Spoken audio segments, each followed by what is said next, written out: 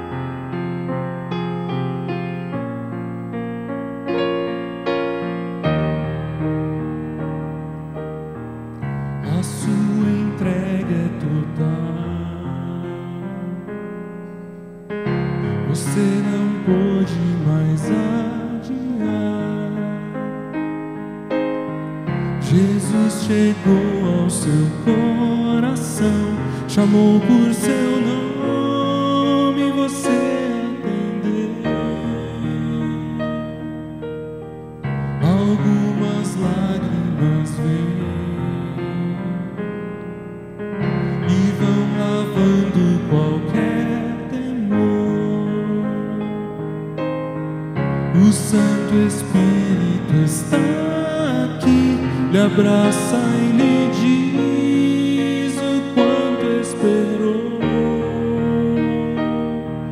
sua vida vai desabrochar, vai sorrir, vai cantar, começando aqui por todo sempre. O amor de Deus vai lhe acompanhar. Ele prometeu, jamais vai deixá-lo. Você não estará sozinho a vagar. Deus vai lhe amparar.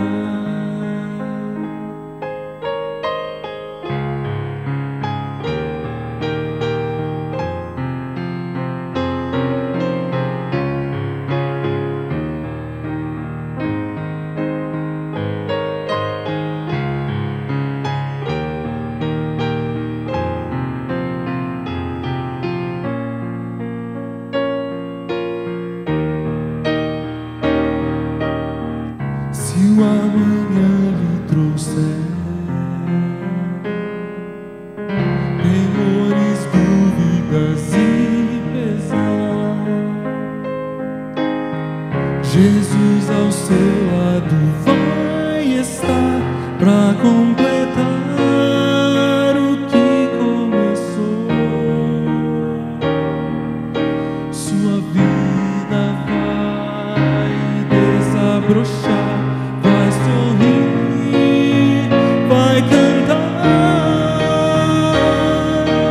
começando aqui por todo sempre.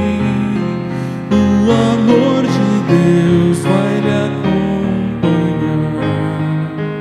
Ele prometeu, jamais vai deixá-lo. Você não estará sozinho a vaguear. Começando aqui por todo sempre, o amor de Deus vai lhe acompanhar. Ele prometeu, jamais vai deixá-lo. Você não estará sozinho a vaguear. Deus vai lhe amparar. Deus vai levar. Amém.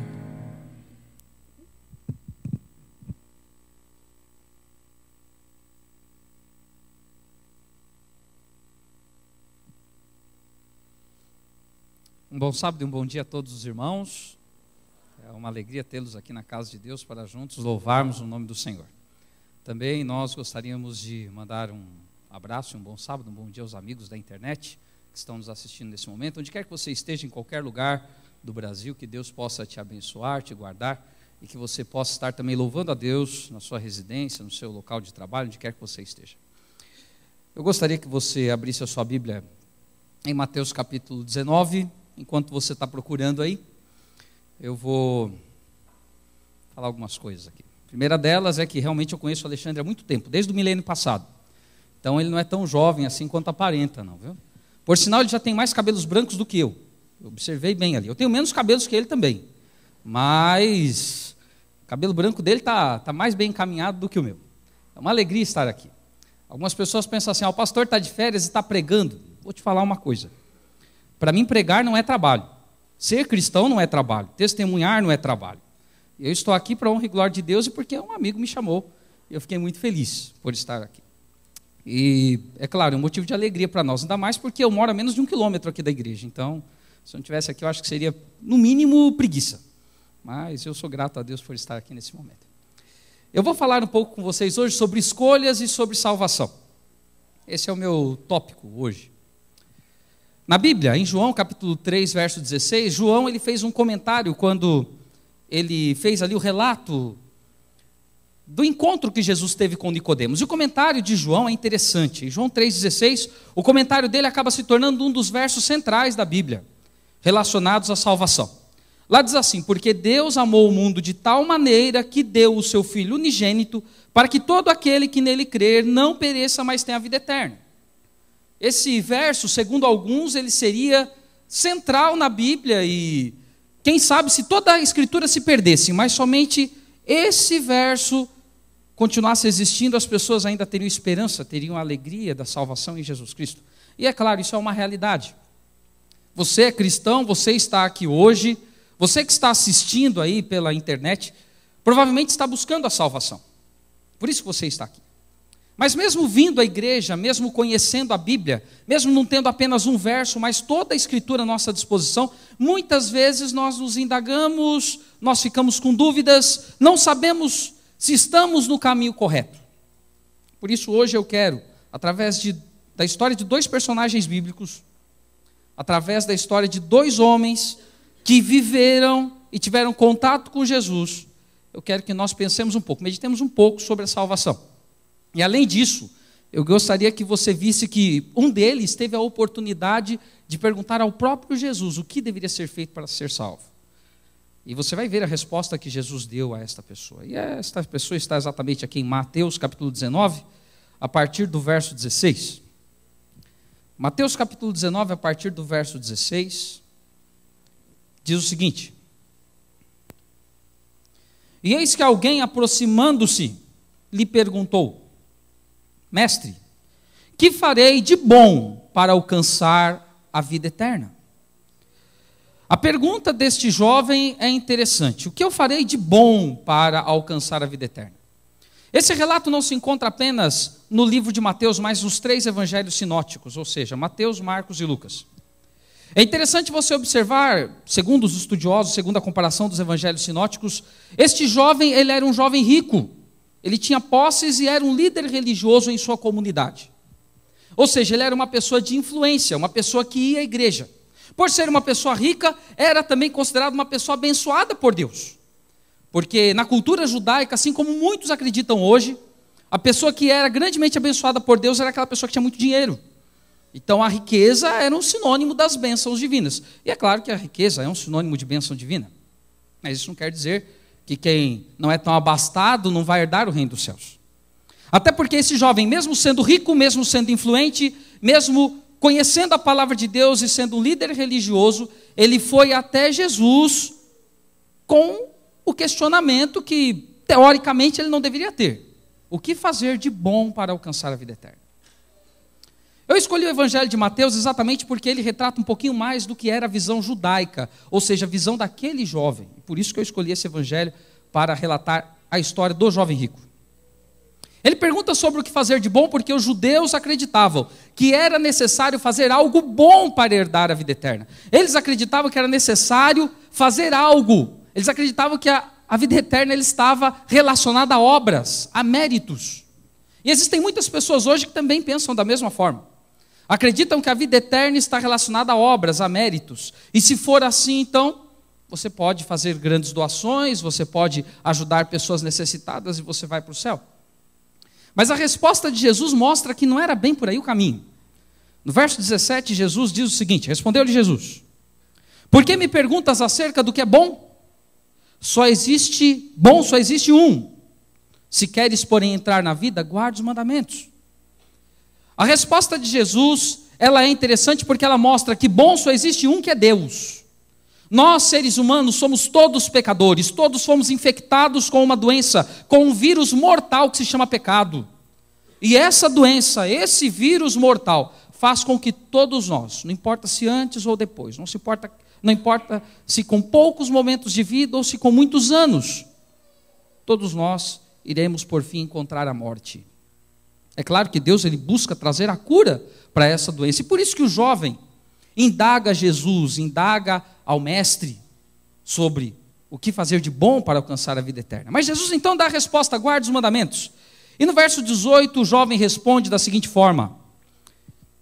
Ele lhe perguntou: quais? Respondeu Jesus: não matarás, não adulterarás, não furtarás, não dirás falso testemunho, honra o teu pai e a tua mãe, amarás ao teu próximo como a ti mesmo.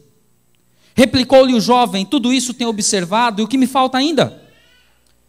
Quando Jesus falou sobre os mandamentos, quando o jovem falou sobre os mandamentos, Jesus disse assim: olha, você deve guardar os 10 mandamentos. Você conhece as tábuas da lei, lá diz: não adulterarás, não matarás, não furtarás, honra o teu pai e tua mãe, ama o teu próximo como a ti mesmo, faz isso. E o jovem disse: isso eu tenho feito. E mesmo tendo feito isso, ele sentia que ainda faltava algo. Por isso que a salvação, irmãos, ela não vem daquilo que nós fazemos, mas ela vem de com quem nós estamos nos relacionando. Não é apenas um relacionamento fútil, mas um relacionamento profundo, íntimo. Se você se relaciona intimamente com Deus, se você tem um contato verdadeiro com Ele, se todos os dias você o busca, é impossível você não conseguir guardar os mandamentos, é impossível você não ter uma vida transformada, é impossível você ter indagações na sua mente quanto à salvação, porque você não confia naquilo que você faz, mas você confia naquilo que Ele fez por você na cruz. Jesus na cruz, Ele deu a vida para pagar o preço, você não precisa pagar mais nada. O que você precisa fazer, o que eu preciso fazer, o que precisamos fazer, é exatamente nos entregarmos plenamente, é exatamente colocarmos a nossa vida totalmente no altar de Deus, sem reservas, é cumprirmos aquilo que Jesus nos instruiu em Mateus capítulo 6, verso 33, buscar em primeiro lugar o reino e a justiça de Deus, e as outras coisas nos serão acrescentadas. Todas as outras podem ser acrescentadas, se você coloca em primeiro lugar a Deus, mas o que você tem colocado em primeiro lugar? Quando Jesus disse para o jovem guardar os mandamentos, e ele demonstra quais, o jovem disse assim: isso eu já tenho feito. Isso eu já tenho feito. E em Marcos capítulo 10, verso 20, ele ainda é um pouquinho mais profundo, ele diz assim: isso eu tenho feito desde a minha juventude. Só que aqui em Mateus, ele fala assim: ainda me falta algo. Na realidade, Jesus, quando ele disse isso, ele não estava errado. Jó não guardava os mandamentos, todos eles pelo menos. Isso eu vou mostrar para vocês daqui a pouco. Mas ele sentia que faltava algo exatamente, porque o que faltava para ele plenamente guardar os mandamentos, para ele fazer tudo o que é bom à vista de Deus e dos homens, era ter um relacionamento íntimo com Jesus, era entregar tudo, toda a sua vida, todo o seu coração, todas as suas intenções, todos os seus pensamentos a Deus. Você tem feito isso? Nós estamos aí no início de um novo ano, hoje é o dia 12, ainda tem muitos dias, temos ainda 353 dias no ano. Durante esses 353 dias, o que você pretende fazer? Alguns pretendem concluir a faculdade, outros o ensino fundamental ou médio, quando um pouco menores. Alguns pretendem se casar, noivar, alguns ainda Estão aí solteirões, querem uma namorada, estão procurando uma namorada, um namorado. Alguns querem ter filhos, comprar uma nova casa. Alguns querem ter um novo trabalho, acham que onde estão não estão felizes. Eu vou te falar uma coisa, eu estou muito feliz onde eu estou, viu? Graças a Deus, sou muito abençoado por estar onde eu estou. Mas cada um tem um objetivo, um foco. Alguns querem comprar um carro novo, outros querem comprar uma roupa, uma TV melhor, um equipamento de som. Mas quantos têm buscado colocar em primeiro lugar o reino de Deus? Colocar em primeiro lugar o reino de Deus parece algo estranho, mas deveria ser algo real na vida do cristão. O cristão, às vezes, ele vive de uma forma interessante. Vamos supor, você fica lá com dor de cabeça. Eu gosto de contar essa história, porque eu acho que ela é interessante. Quando você fica com dor de cabeça, qual a primeira coisa que você faz? Você vai, né, pega o Doril, toma lá o remedinho, não estou querendo fazer merchandising aí, mas você toma o seu remedinho lá para tirar a dor. A dor não passa, e daí você toma o segundo passo, você vai ao médico. Aí quando você toma o segundo passo, vai ao médico, ele passa uma receita para você. São vários remédios, e você vai tomando, e se aquilo não passar, ele vai mandar você fazer vários exames. E pode ser que chegue até a ressonâncias e outros mais. Agora, se o médico chega, vira para você e diz assim: olha, você tem câncer no cérebro. Não há mais solução. Não há o que fazer da minha parte, nem da parte da ciência. O que a maior parte das pessoas fazem nesse momento? No último momento. No momento de angústia e desespero é o momento que as pessoas buscam a Deus. Eu não estou dizendo aqui que você não deve, no momento de angústia e desespero, buscar a Deus. Muito pelo contrário, você deve buscá-lo sim, porque Ele está de braços abertos, pronto para te receber. Mas o problema, a grande questão humana é que muitas vezes nós colocamos a Deus em último plano. E daí você diz assim: isso é porque nossa fé é pequena. Mas Jesus disse que se a nossa fé fosse pequena como um grão de mostarda, ou seja, se ela fosse ínfima, minúscula, nós iríamos dizer para uma montanha: sai daqui, vai para lá, e ela iria. Então a nossa fé é muito menos que pequena. Muito menos. Devemos buscar em primeiro lugar o reino de Deus, irmãos, porque Ele é o único que pode solucionar os nossos problemas, que pode nos dar sabedoria, que pode nos dar a vitória tão almejada por todos nós. Você quer concluir a faculdade esse ano? Então busque a Deus em primeiro lugar. Ele vai te dar sabedoria, Ele vai te dar força, Ele vai te dar as condições financeiras para que você pague. Você quer ver a sua família reestruturada? Então busque a Deus em primeiro lugar todos os dias, no primeiro horário da manhã. Coloque a Deus como o mestre e o Senhor da sua vida, porque desta forma, mesmo as desavenças, os problemas, as dificuldades financeiras ou ideológicas, não importa, tudo isso Deus pode resolver. Mas para isso você tem que buscá-lo em primeiro lugar. Aquele jovem, quando, no verso 20, ele diz assim: tudo isso tenho observado e o que me falta ainda? Então Jesus dá a resposta crucial para ele, e essa resposta, ela também se torna importante para nós. Verso 21 diz assim: disse-lhe Jesus: se queres ser perfeito, vai, vende os teus bens e dá aos pobres e terás um tesouro no céu. Depois vem e segue-me. Quando Jesus disse isso ao jovem, ele não disse com olhar de repreensão. Mateus capítulo 10, verso 21, diz que Jesus, quando olhou para aquele jovem para dar essa resposta, Jesus o amou. Segundo alguns comentaristas, a expressão está presente ali em Marcos por algo interessante, porque Marcos ele não viu Jesus, pelo menos ele não andou com Jesus o tempo todo. Marcos não era um discípulo de Jesus. Marcos ele foi o homem que junto com Paulo e Barnabé fez uma viagem missionária, desistiu no meio do caminho, voltou para casa e por isso, Paulo e Barnabé até tiveram uma desavença. Mas esse Marcos, ele se tornou muito, muito útil para o evangelho. Isso mesmo o apóstolo Paulo diz. E ele se tornou tão útil que ele escreveu um dos evangelhos. E, segundo os estudiosos, o primeiro evangelho a ser escrito foi o de Marcos. Então, Marcos realmente se tornou muito útil. Mas, segundo alguns, Marcos escreveu esse evangelho segundo o que Pedro viu. Segundo o testemunho de Pedro, segundo o que Pedro falou. E Pedro já havia sentido em sua vida o olhar de amor de Jesus. Durante 3 anos, pouco mais de 3 anos que Pedro andou com Jesus, ele não sentiu o olhar em todos os momentos, mas houve um momento em especial, o momento em que ele negou a Jesus pela 3ª vez. Jesus olha para ele e ele sai daquele local chorando, com imensa tristeza no coração por ter visto que havia negado a Jesus, não havia vencido com suas próprias forças. Ele prometera a Jesus que, se fosse necessário, mataria para que Jesus não fosse para a cruz. E quando foi necessário, ele puxou a espada, mas quando ele puxou e viu que ele estava sozinho, ele desanimou. Negou a Jesus até para empregadas. 3 vezes negou. E ao negar pela 3ª vez e ver o galo cantar e Jesus olhar para ele, Pedro saiu dali chorando amargamente, mas não porque Jesus o condenava, mas porque Jesus o olhou com amor. Mesmo quando você nega Jesus, Jesus ainda te ama. Jesus olhou aquele jovem, um jovem religioso, um jovem que, aos olhares da sociedade, era abençoado, um jovem rico. Jesus olhou para ele com amor, não com condenação. Mesmo ele tendo acesso ao conhecimento da palavra de Deus, mesmo ele não sendo uma pessoa ignorante, fazendo uma pergunta tão simples, Jesus não olhou a ele o repreendendo, mas Jesus o olhou com amor e disse: se você quer ser perfeito, porque é isso que o judeu buscava.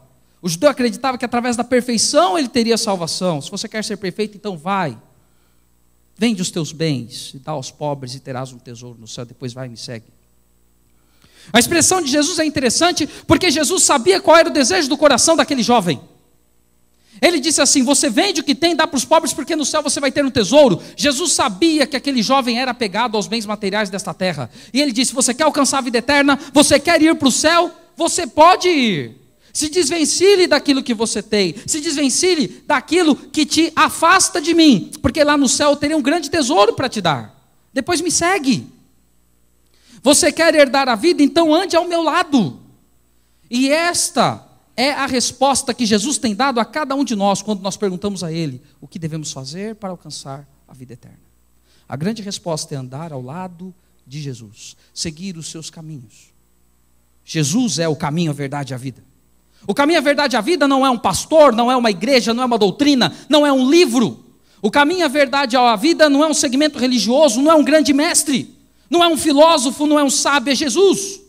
Ele é o caminho, a verdade e a vida. E lá em João 14,6 ele diz assim: e ninguém vem ao Pai senão por mim.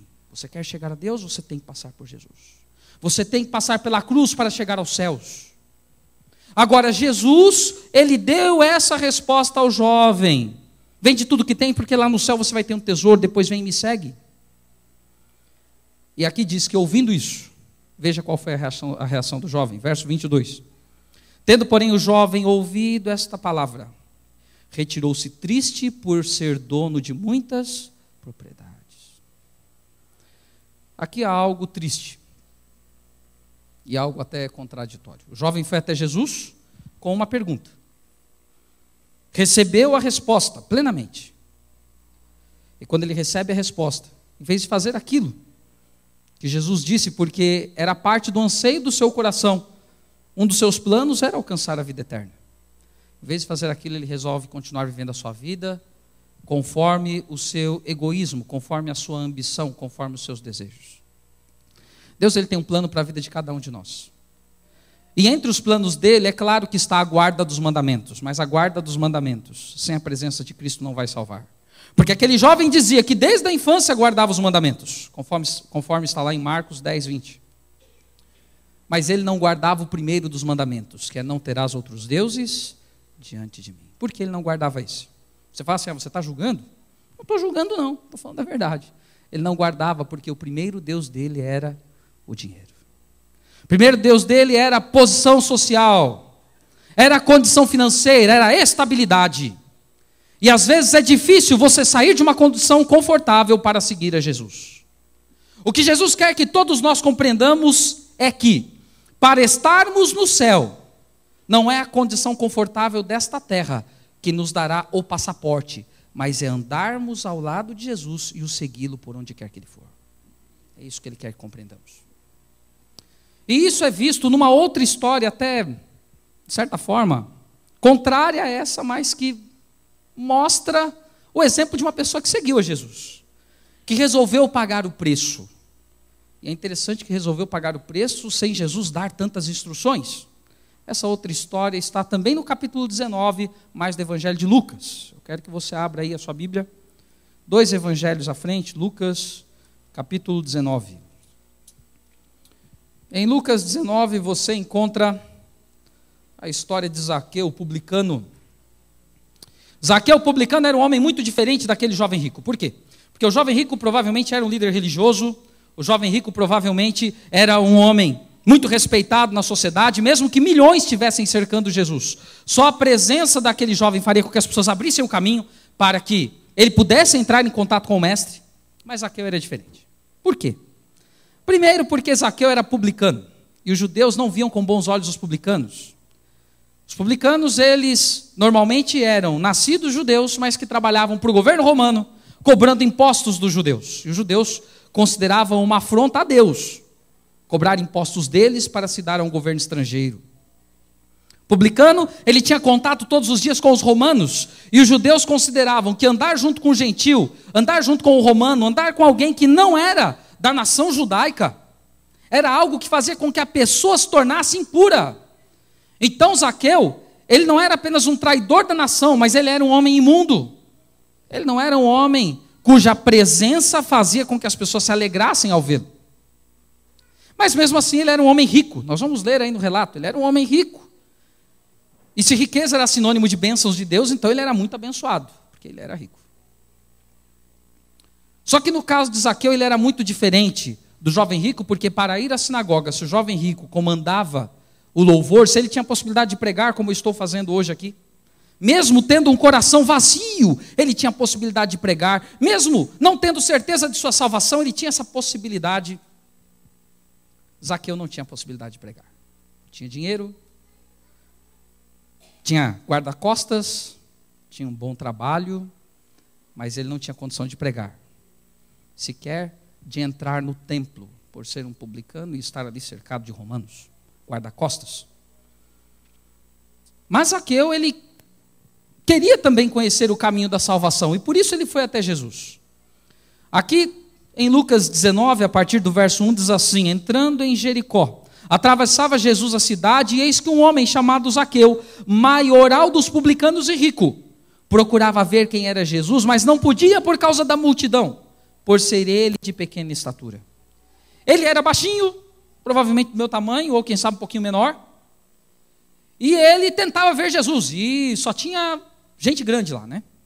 Aqueles homens assim de 1,90 m, 2 metros, só tinha gente grande, ele ficava olhando, procurando, não conseguia. Você acha que o povo dava espaço para Zaqueu? Não dava não. O povo falava assim, esse impuro aí chegar perto do mestre, mas de jeito nenhum. Zaqueu era um homem impuro, ele era considerado uma pessoa à margem da sociedade, mesmo sendo rico, mesmo tendo influência, mesmo sendo uma pessoa muito conhecida. Mas ele não tinha possibilidade de chegar até Jesus, porque o povo de Deus o impedia. Eu vou te dizer uma coisa, nós como povo de Deus não temos o poder, e nós também não devemos ter, de forma nenhuma, o desejo de impedir alguém de chegar a Deus. Como povo de Deus, nós devemos abrir os caminhos para aqueles que estão perdidos, aqueles que estão à margem da sociedade, possam se aproximar de Jesus. E através dessa aproximação, conhecerem a Jesus, conhecerem as promessas, conhecerem a salvação e obterem a vida eterna. É isso que nós devemos fazer. Só que o povo de Deus daquela época era um povo que se auto-excluía do resto do mundo. Você, como povo de Deus hoje, não se inclua, mas busque incluir as pessoas do mundo no seu meio. Eu não estou falando aqui sobre costumes. Eu não estou aqui falando sobre formas de agir. A forma de agir do mundo, os costumes do mundo não devem estar no nosso meio, mas sim as pessoas. Elas devem estar. Até aquela considerada mais imunda, até aquela que anda com pessoas desqualificadas aos nossos olhos. Até para esta Jesus morreu, porque como eu disse no começo, um dos versos centrais da Bíblia é porque Deus amou o mundo de tal maneira que deu o seu Filho unigênito. Mas ele amou o quê? Ele amou o mundo. Ele não amou uma igreja. Ele não amou simplesmente um grupo de pessoas. Ele não amou uma nação ou uma etnia. Ele amou o mundo. Por isso nós não podemos nos fechar de forma tão, mas tão forte que ninguém consiga penetrar no nosso meio. Nós temos que nos abrir para que as pessoas entrem e desta forma os costumes sejam deixados de lado. Porque quando uma pessoa verdadeiramente tem um encontro com Jesus, a vida dela é transformada e os costumes maus são abandonados. A pessoa ela passa a ser perfeita aos olhos de Deus quando ela tem um verdadeiro encontro com Jesus. E a história de Zaqueu nos mostra isso claramente. Aqui no verso 4 diz então o seguinte: então correndo adiante, por ele ser pequeno, por haver uma grande multidão, por ele não conseguir ver a Jesus, ele correu à frente na estrada. Correndo adiante, subiu a um sicômoro a fim de vê-lo, porque por ali havia de passar. E quando Jesus chegou àquele lugar, olhando para cima, disse-lhe: Zaqueu, desce depressa, pois me convém ficar hoje em tua casa. Ele, Zaqueu, desceu a toda pressa e o recebeu com alegria. Na atitude de Zaqueu nós vemos algumas lições importantes para nós. Lições que são importantes e marcantes. Lições que são diferentes daquelas que nós vemos no relato do jovem rico. O jovem rico tinha tudo para aceitar plenamente a Jesus. Zaqueu tinha tudo para nem se aproximar dele.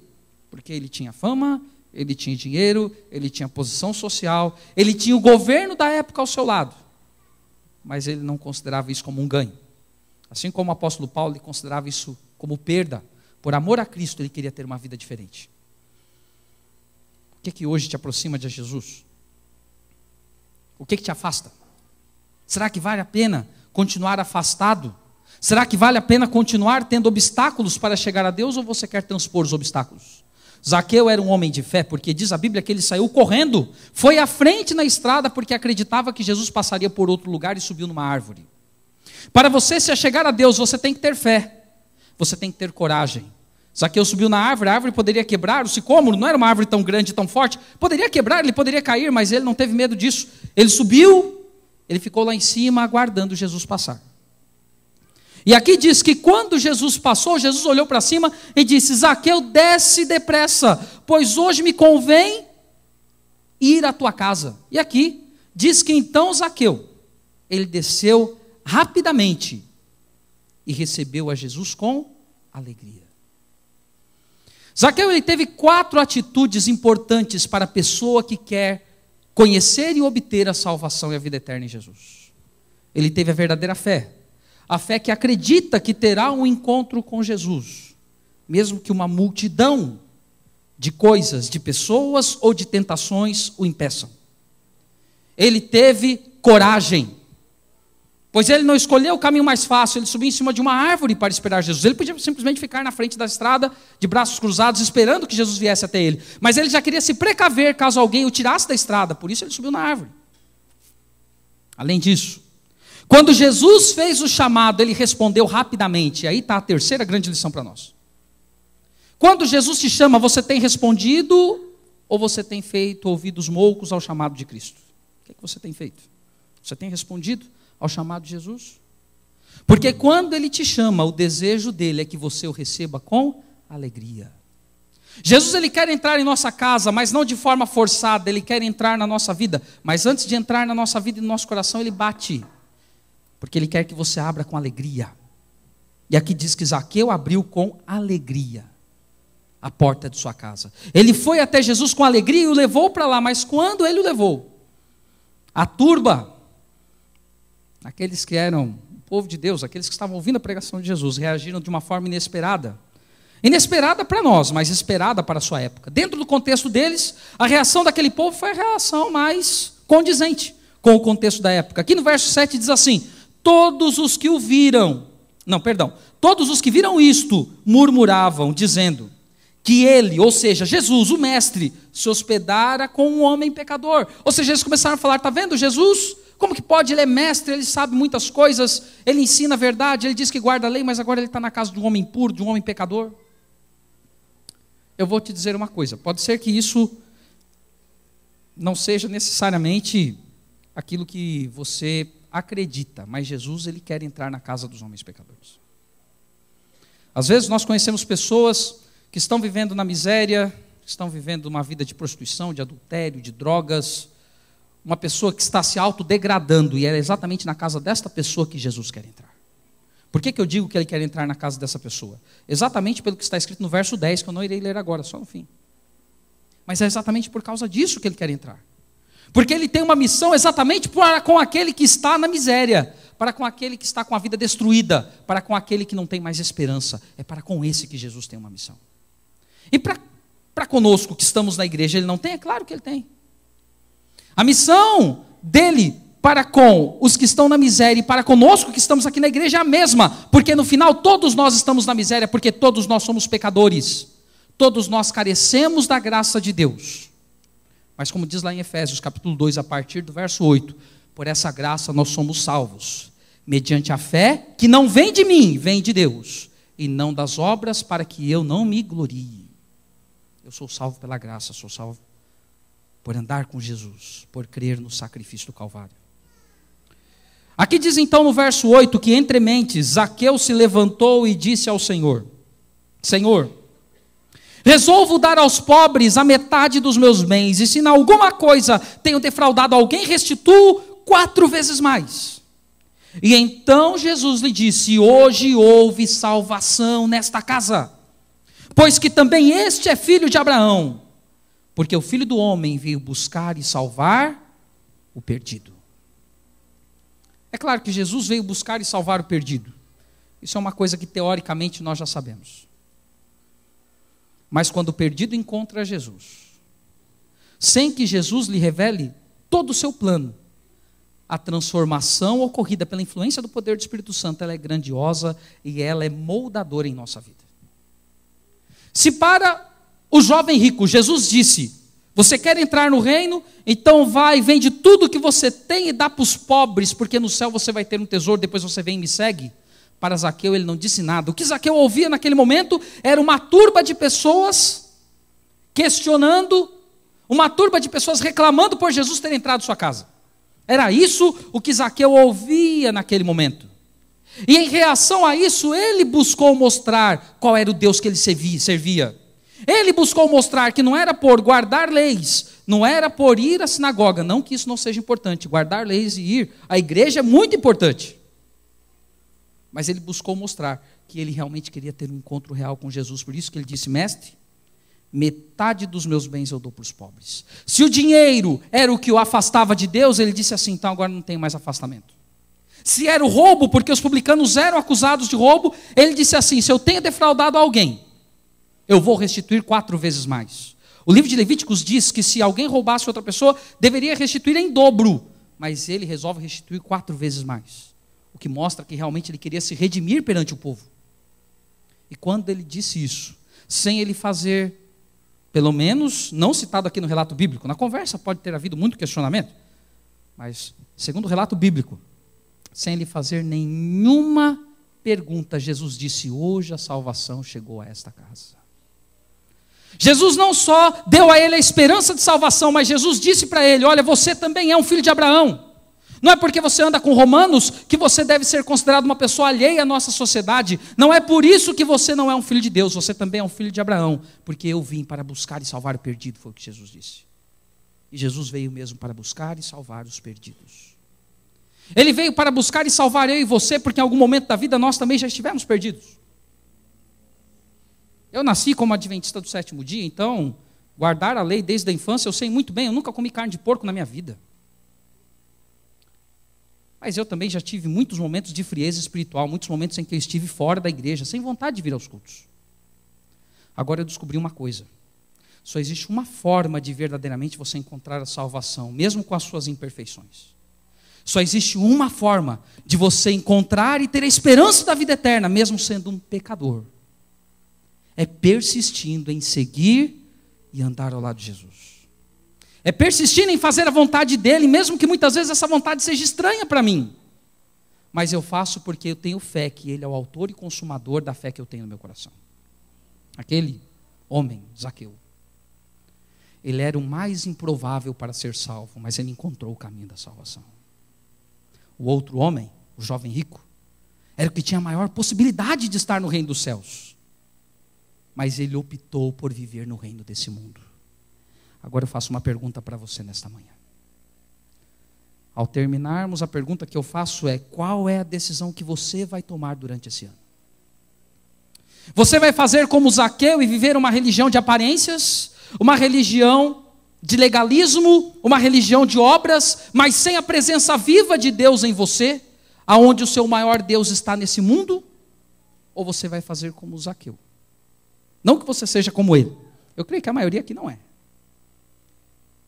Mas você pode fazer como Zaqueu, ter fé, ter coragem.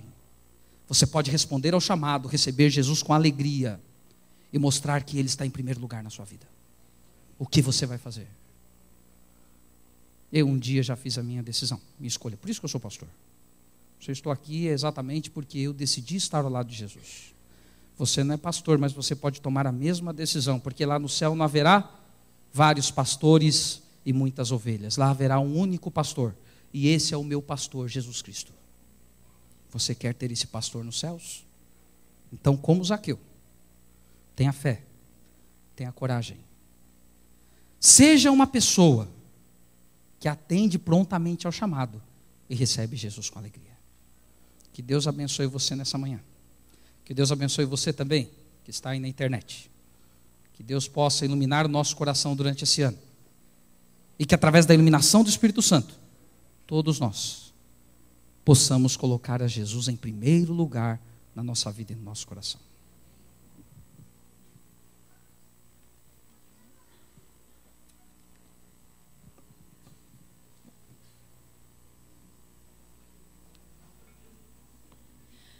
Para o término deste tão abençoado culto, cantaremos o hino Vaso Novo, de número 502. Ao sinal do maestro, peço que os irmãos se coloquem em pé.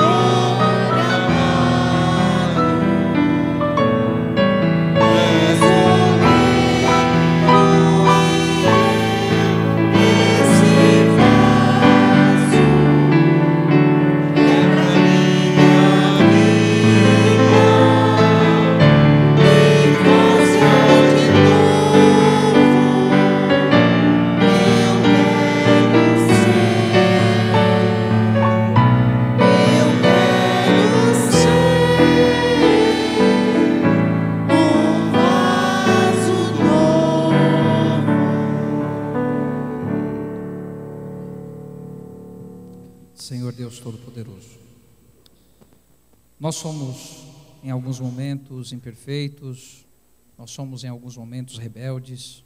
Muitas vezes, Senhor Deus, nós ficamos indecisos quanto ao caminho que devemos seguir, mas nos dê a unção, Senhor Deus, do poder do Espírito Santo, a sabedoria que vem do alto dos céus. Mostra-nos a verdade na Tua palavra e no nosso coração, para que possamos seguir os Teus caminhos, andar segundo o Teu propósito e desta forma colocá-la em primeiro lugar na nossa vida. Perdoa-nos, Senhor, se durante os últimos anos temos feito promessas e falhado, mas nos dê forças para que neste ano possamos caminhar mais junto de Jesus. Ajude-nos para que durante este ano possamos dar passos largos rumo à Canaã celestial, rumo à vida eterna. Perdoe os nossos pecados e nos dê um restante de sábado e de fim de semana abençoados. Pedimos isso em nome de Jesus. Amém.